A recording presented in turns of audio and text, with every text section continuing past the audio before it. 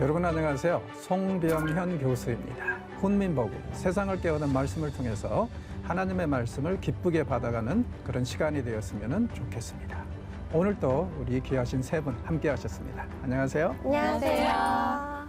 지난주에 우리는 에스겔의 그 소명에 대해서, 실패하는 소명에 대해서 이제 얘기를 했었는데요.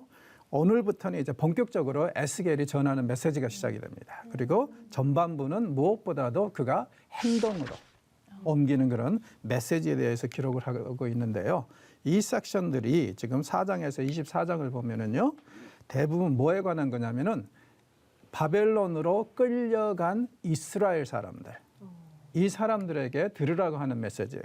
그리고 역사적으로 보면은 이스라엘 사람들이 지금 현재까지 에스겔이 이 메시지를 받을 때가 592년인데 이때까지 지금 두 번 끌려갔어요. 605년에 1차 포로민들이 끌려갔고 이때 다니엘과 세 친구가 섞여 있었습니다. 그리고 2차로 끌려간 게 597년이에요. 이때 에스겔도 끌려갔어요. 그리고 그곳에 끌려간 사람들에게 전하는 메시지인데 지금 이때 끌려간 사람들이 굉장히 좀 자격지심에 시달리고 있습니다. 어떤 자격지심이냐면은 자기네들이 죄를 지었기 때문에 끌려갔다고 생각을 한 거예요. 너무 신실하니까 또 그렇게. 그리고 이제 또 예루살렘에 남아있는 사람들은 또 뭐라 그러냐면은 드디어 우리는 죄값을 다 치렀다는 거예요. 어떻게? 2번 끌려가지 않았느냐, 나쁜 놈들이. 죄 많이 지은 놈들이. 그래서 우리야말로 남은 자들이다. 하나님이 우리를 통해서 다시 이스라엘을 재건할 것이라는 그런 교만 내지는 자부심에 휩싸여 있는 상황입니다. 어마어마한 착각. 에스겔이 이 섹션에서 24장까지 쭉 하면서 2번이나 강조하는 게 뭐냐면은 사실은 당신들이 바벨론으로 오게 된 것은 죄 때문에 끌려왔다기보다는 하나님이 환난을 피하라고 미리 빼돌리셨다는 거예요.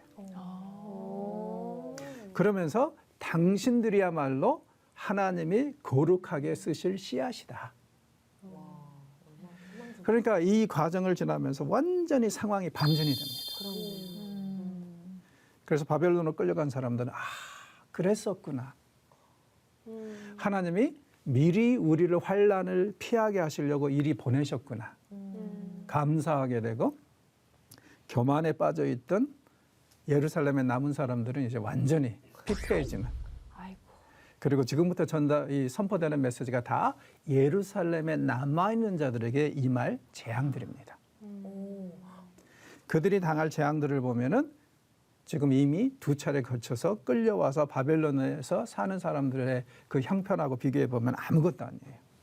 그 부분들이 여기서 이제 부각이 되고 있는데 그러면은 예루살렘에 남아있는 사람들은 왜 그렇게 교만했을까요? 뭔가 씌어서요? 네. 맞아요. 사탄에 씌어서. 잘못된 신학에 씌었어요. 이게 그러니까 항상 우리가 조심해야 될 게 어떠한 신학 체계라도요. 잘못되면 오히려 살리는 게 아니라 죽일 수 있다는 거. 이게 영적인 것은 항상 그래요. 그래서 오히려 해가 될 수 있다는 거.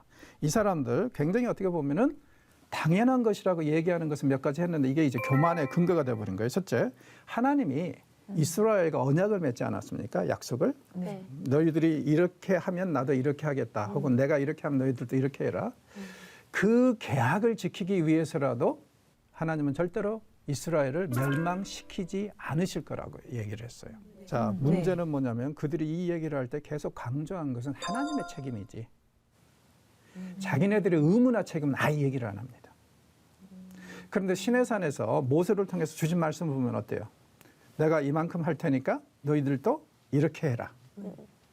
그러니까 계약이라는 것은 쌍방 계약이잖아요. 네. 그런데 자기가 해야 될 일은 전혀 안 하고 상대방이 해야 될 의무만 얘기를 하면 이게 이루어져요? 안 이루어져요? 안 이루어지죠.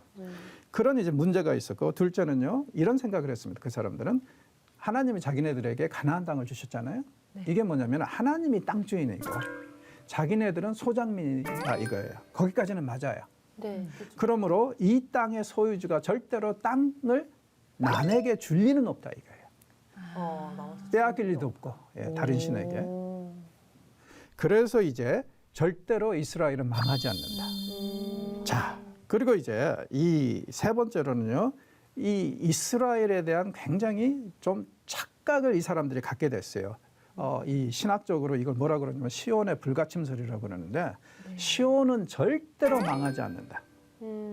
왜냐하면 이게 하나님의 터전이고 또 하나님의 성전이 있는 곳이기 때문에 그렇죠. 하나님의 거처지.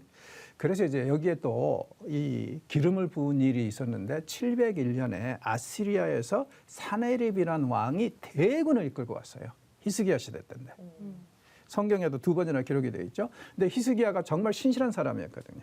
그래서 하나님이 그를 살리시면서 온 나라의 그 심판을 모면하게 하셨어요. 그래서 이제 아시리아 왕이 히스기야를 예루살렘 성에 새를 새 장에 가두듯이 가뒀다고 그래요. 아시리아의 기록에 그게 남아 있어요. 그런데 이제 재밌는 게 뭐냐면은 아시리아 사람들은 굉장한 뻥쟁이들이거든요. 그래서 한 명을 죽이면은 뭐 1000명 죽였다, 뭐 이런 식으로 뻥을 튀기는데 그 어디에도 예루살렘에 입성했다는 말이 안 나와요. 자, 그리고 또 다윗 언약. 이게 뭐냐면은 하나님이 다윗과 그의 후손이 이스라엘을 영원히 통치할 것이라는 그 약속을 주시는 것이 사무엘하 7장에 나오는데 그걸 바탕으로 해서 예수님이 오세요. 다윗의 후손으로서. 예. 그 이 예언을 성취하기 위해서. 자, 그런데 이제 거기까지는 좋은데 문제가 뭐냐면은 이 사람들은 다윗 언약을 성취하기 위해서라도 절대로 하나님이 이스라엘을 멸망시킬 수는 없다. 그 중에 이제 4장 1절에서 5장 17절까지는 4개의 상징적인 행동에 대해서 나옵니다. 행동 예언은 굉장히 선지자들이 메시지를 전하는데 효과적이죠. 당연하잖아요. 눈에 이제 보이니까. 우리가 시청자가 항상 얘기하는 게 그거 아닙니까? 딱 이렇게 이미지가 각인이 되면은 어때요? 100마디의 말보다 훨씬 더 쉽잖아요. 자, 그래서 이제 이 섹션을 보면서 우리는 참 그 점을 많이 생각을 해봐야 될 것 같아요. 하나님의 메시지가 어디로 가고 있다? 시장으로, 길거리로. 교회에 가둬놓으면 안 돼요. 그렇죠? 그러니까 우리 크리스천 문화가 있는 것도 굉장히 좋은데 우리가 이 땅에 존재하는 것은 뭐예요? 세상을 변화시키기 위해서. 맞아요. 그러다 너무 바쁘다 보니까 어때요? 세상에서 빛과 소금 역할을 할 시간이 부족해요. 우리 성도들이. 그래서 좀 균형을 찾아가는. 그래서 우리가 정말 말 그대로 시장통에 가서 마켓플레이스에 가서 세상 사람들 만나면서 그들에게 그리스도의 복음을 전하는 그런 일들이 좀 일어나야 되는데 그동안에 우리 일부 교회에서는 너무 좀 교회 중심적으로 가둬놓은 것 같아요. 그래서 이제 코로나가 그걸 많이 깬 것 같아서 그런 면에서는 좀 긍정적으로 보고 싶습니다. 자, 이 4가지 행동은요, 하나하나가 보면은 굉장히 하나님의 혹독한 심판이 올 것이다. 그걸 이제 경고를 하고 있는데 하나씩 보도록 하죠. 우리 그 토판 예언에 대해서 1절에서 3절에 나오는데 박찬성 자매님 좀 읽어주시죠. 너 인자야 토판을 가져다가 그것을 내 앞에 놓고 한 성읍 곧 예루살렘을 그 위에 그리고 그 성읍을 에워싸되 그것을 향하여 사다리를 세우고 그것을 향하여 흙으로 언덕을 쌓고 그것을 향하여 진을 치고 그것을 향하여 공성퇴를 둘러 세우고 또 철판을 가져다가 너와 성읍 사이에 두어 철벽을 삼고 성을 포위하는 것처럼 에워싸라. 이것이 이스라엘 족속에게 징조가 되리라. 자, 어떤 그림이 그려지세요? 흙벽돌입니다. 토판이 뭐지? 저도 이렇게 한자 좀- 저도요. 도마 생각하고 막 거기에다가 누가 봐도 이것은 특히 이제 포로로 끌려온 예루살렘 사람들이 딱 보면은 예루살렘 성 모형이라는 거예요. 그걸 그리라는 겁니다. 그 터판 위에다가. 그리고 주변에 뭐 공성태리면 이게 다 뭡니까? 전쟁 무기, 성을 함락시키는 무기들이에요. 그 배치를 하라. 레플리카로 그렇게 했죠. 그리고 선지자가 그 앞에 조금 있다 눕게 되는데 선지자하고 이 성읍 사이에 무엇을 두라? 철판을 두라 그러죠. 자, 철판하면은 오늘날 말하면 쉽게 말해서 프라이팬입니다. 네. 이게 뭐냐면은 완전히 단절을 상징하거든요. 그러니까 성 안에서 어떤 일이 포위된 성 안에서 어떤 일이 일어나도 어때요? 이쪽에 누워 있는 선지자는 하나님을 대표하죠. 네. 상관하지 않겠다. 울부짖음을 들어주지 않겠다. 아, 그 말을 이렇게 어렵게 한 거예요. 그래서 이제 터판이라는 것은 이런 식으로요. 벽돌 찍는 거. 이게 이제 얇으면 터판이고 두꺼우면 벽돌이 되는데 흙벽돌. 보통 그 당시에 보면은 이제 이 가로가 한 15에서 35cm, 세로가 25에서 한 60cm 달하는 그 흙벽돌입니다. 그리고 두께는 보통 한 10cm 정도로 했었어요. 이걸 이제 주로 어디다 쓰냐면은 건축 재료로 씁니다. 바벨론은 흙이 굉장히 많았어요. 돌은 많지가 않았지만 위치가. 왜냐하면은 강 하류에 있기 때문에 아무래도 델타 지역도 있고 그렇겠죠. 그래서 이제 여기에 흙이 많은데 이걸 가지고 벽돌 필요하면 이 안에다 뭘 집어넣겠어요? 지푸라기 같은 집어넣어가지고 해서 이 건축 재료로 많이 썼는데 이게 이제 재밌는 게 흙벽돌이라는 것이 쌓잖아요. 네. 그럼 세월이 지나면서 더 단단해져요. 겉은 조금씩 녹아내릴 수 있지만 비나 이런 것 때문에 더 단단해져서 굉장히 많이 썼습니다. 이런 벽돌에다가 어때요? 누가 봐도 이건 예루살렘이다. 예루살렘에 대해서 아는 사람은 그런 그림을 그리라는 겁니다. 그게 지금 진행이 되고 있고 그리고 그 주변에 어떻게 하라고요? 온갖 전쟁 무기들 배치하라. 그래서 이제 중요한 것은 뭐냐면은 포위가 됐다는 거 성이. 그러니까 앞으로 이렇게 될 것이다라고 예. 말하는. 지금 이 메시지를 받는 때가 592년이죠. 네. 586년 불과 6년 후에 있을 일을 미리 알려주시는 거예요. 사면초가 이 상태로. 예. 그러니까 정신 차려라 이제. 정신 차려라. 그런데 일어나라, 문제는 깨어나라. 들을 자들이 없어요. 그래서 이 토판을 만들어라. 자, 그 다음에 어떻게 하시는가 한번 보죠. 자, 이 에스겔에 대해서 이 말씀을 하시는데 이번에는 장혜원 아나운서는 네, 너는 또 왼쪽으로 누워 이스라엘 족속의 죄악을 짊어지되 네가 눕는 날수대로 그 죄악을 담당할지니라. 내가 그들의 범죄한 횟수대로 네게 날수를 정하였나니 곧 390일이니라. 너는 이렇게 이스라엘 족속의 죄악을 담당하고 그 수가 차거든 너는 오른쪽으로 누워 유다 족속의 죄악을 담당하라. 내가 네게 40일로 정하였나니 하루가 1년이니라.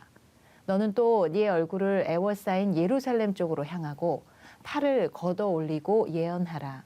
내가 줄로 너를 동일이니 네가 애워싸는 날이 끝나기까지 몸을 이리저리 돌리지 못하리라. 자, 아멘. 이 말씀이 무슨 뜻인지 한번 생각을 해봅시다. 지금 이 선지자가 390일 묶이고 그래서 이제 왼쪽으로 눕고 또 드디어 391일째 되는 날 앉아요. 그런데 이번에는 오른쪽으로 누워서 또 40일. 안 끝났어요. 그래서 총 430일 동안 묶인 채로 아까 만든 그 예루살렘 성읍 레플리카 있죠? 네. 그걸 바라보라는 거예요. 진짜 그럼 하루 종일 묶여 있는 거예요? 아마 제 생각에는 네. 그 중간에 런치 타임이 있었던 것 같아요. 저 쉬는 속으로 시간이요? 식사는 하셨을까? 좀 이따 식사 얘기가 나오는 거 보니까 런치 타임은 주셨던 것 같아요. 그렇죠. 누워서 먹으면 체하니까요. 응. 자, 그래서 이제 왼쪽으로 누워서 이스라엘 죄를 생각하면서 390일이라고 그러죠. 자, 이 고대 근동 사람들은 자신을 이제 방향 감각으로 왼쪽 오른쪽 오리엔테이션 할 때는 항상 동쪽을 향했어요. 동쪽을 향해서 왼쪽으로 누우면은 머리가 어느 쪽으로 갑니까? 북쪽으로 가죠.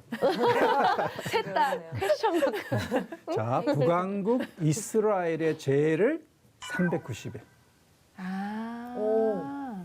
그 다음에 밑에 보면은 유다, 남유다. 남유다의 죄를 위해서 40일이라고 그러죠. 왜냐면은 다시 390일 그렇게 지내고 나서 딱 일어서서 어때요? 이번에는 오른쪽으로 누워요. 그럼 머리가 어느 쪽이에요? 남쪽을 향하잖아요. 네.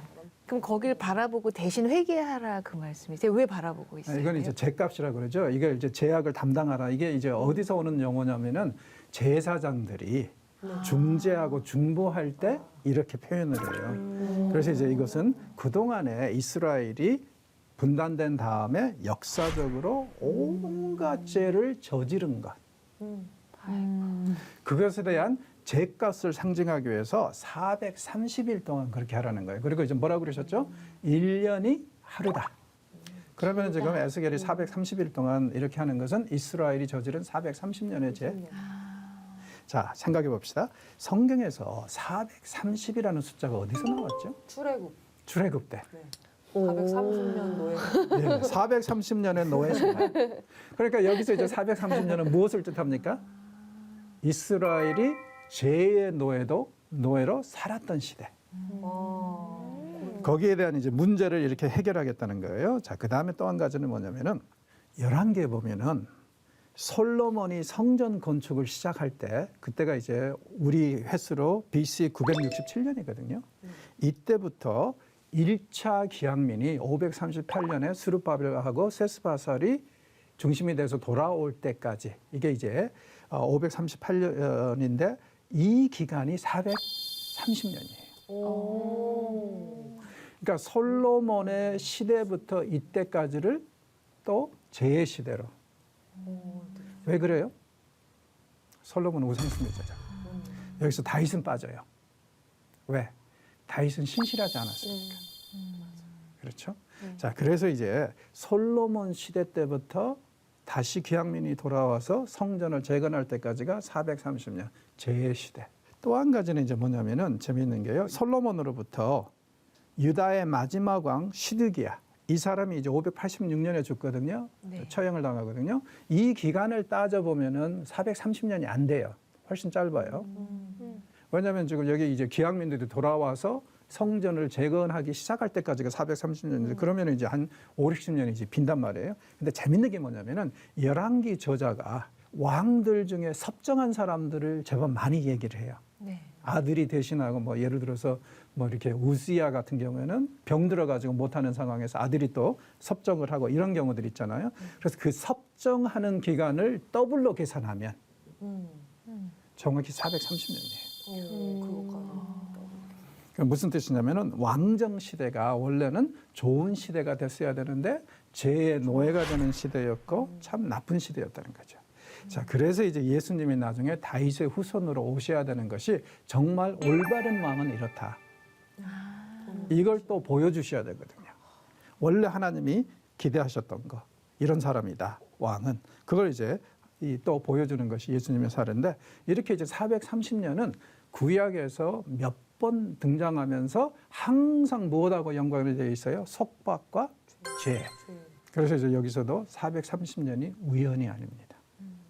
그들의 죄값을 그렇게 치르게 하시겠다는 거예요. 자, 그래서 이제 이걸 이제 이미지로 정리를 해보면은 누라. 자, 중요한 것은 성하고 선지자 사이에 뭐가 있어야 돼요? 프라이팬이 있네요. 네, 프라이팬이 있어야 돼요. 철판이. 그렇죠? 그리고 정합해 보면 이런 그림입니다. 여기 지어놓고 여기. 네. 앞에서는 어때요? 터판에다가 성을 그리고 주변에다가 포위기구 했죠. 그리고 이제 선지자가 그 앞에 누워서 왼쪽으로 390일, 오른쪽으로 40일. 그리고 두부 한 번 넣고 프라이팬 두부치고는 좀 크긴 하죠. 그러니까 하나님이라는 팩터를 무시하면은 이건 정신병자가 할 짓이죠. 정말 그렇죠. 그렇죠. 그리고 이것도 제일 번화한 길에 나와가지고 포로민들이 제일 많이 왕래하는데 예루살렘에서 끌려온 사람들이 제일 많이 왔다 갔다 하는 데서 이런 짓을 하고 있으니 뭐 홍대 한가운데에서 이제 그렇죠. 이러고 있는 거랑 똑같은 거네요. 네. 그리고 저 철판은 무엇을 상징한다고요? 아무리 성 안에서 울부짖어도 안 들을 것이다. 안 볼 것. 그게 사실은 제일 무섭죠. 이게. 완전 무섭죠. 근데 저 갑자기 드는 생각이에요, 교수님. 왜 이렇게 이상한 행위들로 하필이면 말씀을 전하려고 하셨을까? 그게 참 이해가 안 됐는데 이제 알 것 같은 게 너무 이상하고 요상해서 사람들이 다 안 쳐다보고 휙 지나갔을 것 같아요. 그러니까 뭐지 하고 다 안 듣고 안 본 것 같아요. 그래서 더 전달력이 떨어지게 일부러 얘네들은 안 들을 듣든지 거야. 말든지. 네. 그리고 어찌든지 전해봤자 안 들을 거예요. 그렇죠. 자, 그 다음에 이제 피난민의 음식에 대해서 이제 나옵니다. 4장 9절에서 17절인데 우리 윤지 자매님 좀 읽어주시죠. 너는 밀과 보리와 콩과 팥과 조와 귀리를 가져다가 한 그릇에 담고 너를 위하여 떡을 만들어 내가 옆으로 눕는 날수 곧 390일 동안 먹되 너는 음식물을 달아서 하루 23개씩 때를 따라 먹고 물도 6분의 1 흰씩 되어서 때를 따라 마시라. 너는 그것을 보리떡처럼 만들어 먹되 그들의 목전에서 인분 불을 피워 구울지니라. 또 여호와께서 이르시되 내가 여러 나라들로 쫓아내어 흩어버릴 이스라엘 자손이 거기서 이같이 부정한 떡을 먹으리라 하시기로 내가 말하되 아하 주 여호와여 나는 영혼을 더럽힌 일이 없었나이다. 어려서부터 지금까지 스스로 죽은 것이나 짐승에게 찢긴 것을 먹지 아니하였고 가증한 고기를 입에 넣지 아니하였나이다. 여호와께서 내게 이르시되 보라 쇠똥으로 인분을 대신하기를 허락하노니 너는 그것으로 떡을 구울지니라. 또 내게 이르시되 인자야 내가 예루살렘에서 이르야 하는 양식을 끊으리니 백성이 근심 중에 떡을 달아 먹고 두려워 떨며 물을 되어 마시다가 떡과 물이 부족하여 피차에 두려워하여 떨며 그 죄악 중에서 쇠폐하리라. 무서운 말씀인데요. 여기 보니까 먼저 밀과 보리와 콩과 팥 이런 것들을 달아서 먹으라 그러죠. 네. 자, 오늘날 이건 사실 건강식이죠. 네. 네, 근데 그 당시에는 가난한 사람들의 음식, 먹을 게 없는 사람들의 음식이에요. 우리하고 좀 비슷하죠. 옛날에 먹을 게 없어서 먹었던 것이 요즘엔 건강식이고 다 그렇잖아요. 더 비싸고. 웰빙 푸드죠. 웰빙 푸드죠. 그죠? 자, 그러면서 이제 이 달아서 먹으라 그러는데 20세겔 하루에 자, 20세겔 1세겔이 11.5g입니다. 그러면 20세겔이면은 고작 해봤자 230g이에요. 그런데 이거 230g이면은 이것은 정말 이 살기가 어려워요. 그래서 제가 하는 얘기가 이건 분명히 점심 때 먹으라고 하신 것이다. 왜냐하면은 이거 이대로 먹다가는 몇 주 못 가서 물론 하나님이 특별한 힘을 주실 수도 있지만 몇 주 못 가서 죽어요. 네. 게다가 이제 물도 보십시오. 6분의 1 흰이라고 그러죠. 자, 6분의 1 흰을 계산해 보면은 우리 계산으로요 한 610ml 정도 됩니다. 110ml. 예, 0.6L예요. 그리고 이제 해가 지어서 집에 가면은 아마 그때는 좀 보충을 했겠죠. 왜냐하면 어찌됐건 해가 지면 사람들이 안 다닐 텐데 거기에 계속 그렇게 누워 있을 필요가 있어요, 없어요? 없어요. 없죠. 네. 다음 날 출근하면 되죠. 그래서 그렇게 이해를 하시면은 에스겔이 이런 일을 하고 있구나 충분히 좀 상상하실 수 있을 것 같습니다. 자, 중요한 것은 뭐냐면 이렇게 먹는 것이 귀하고 마실 것이 귀한 것은 무엇을 뜻한다? 뭐라 그러죠? 앞으로 예루살렘에서 있을 일이라고 그러죠. 그러니까 적들에게 포위가 돼가지고 먹을 게 얼마나 귀한지 그나마 이거 먹을 수 있는 것도 감사하게 살아야 될 정도로 심각하다는 거죠. 그리고 실제로 예루살렘이 멸망하기 2년 전부터 예루살렘 지역에는 비가 안 왔습니다. 어머. 예. 그래가지고는 완전히 마른 상태여서 어느 정도로 상황이 포위된 상태니까요. 또 1년 반 동안 포위됐으니까 얼마나 심각했냐면은 애가를 보잖아요. 예레미야의 애가. 네. 거기에 보면은 부모들이 죽은 자식들의 살코기를 먹는 얘기가 나와요. 네. 상상이 안 가죠. 네. 근데 지금 그 일이 지금 일어날 거라고 언제요? 한 6년 후에. 자, 그래서 지금 이제 4개의 행동 예언 중에 3개는 우리가 커버를 했는데 혹시 질문 있으십니까? 질문이 좀 웃길 수도 있는데 저 쇠똥은 정말 똥을 말하는 건가요? 그렇죠. 그렇죠. 네. 그러니까 이제 여기서 재밌는 게 뭐냐면은 에스겔이 뭐라 그래요? 나 이래봬도 무늬만 제사장이라 할지라도 이 사람 원래 신분이 제사장이라 그랬잖아요. 바벨론을 끌려와서 아무것도 할 수가 없어요. 그런데 내가 어찌 인분에 구워 먹겠습니까? 부정한데. 그랬더니 하나님이 그러면은 새똥을 하라. 별로 도움이 안 되는 것 같죠? 근데 새똥은 그렇게 나쁜 건 아니에요. 자, 재밌는 게 이제 에스겔서 4장 9절 여기 보면 귀리, 콩 다 나오잖아요. 이걸 가지고 미국의 어떤 비즈니스맨이 이렇게 해서 팔아요. 건강식으로. 맛있겠는데요? 배고픈데요? 피난민의 음식이 요즘에는 이런 식으로 이제 브랜드가 돼가지고 아예 브랜드 이름도 에스겔서 4장 9절이에요. 어머나. 진짜다. 예. 그러니까 비즈니스 아이디어가 있는 사람들은 참 그래요. 자, 오늘 강의는 이렇게 4개의 행동 예언 중에서 3개를 정리를 했습니다. 다음 주에는 4번째 것과 그리고 그 이후의 행동 예언들을 계속 보도록 하겠습니다. 수고하셨습니다. 감사합니다. 감사합니다.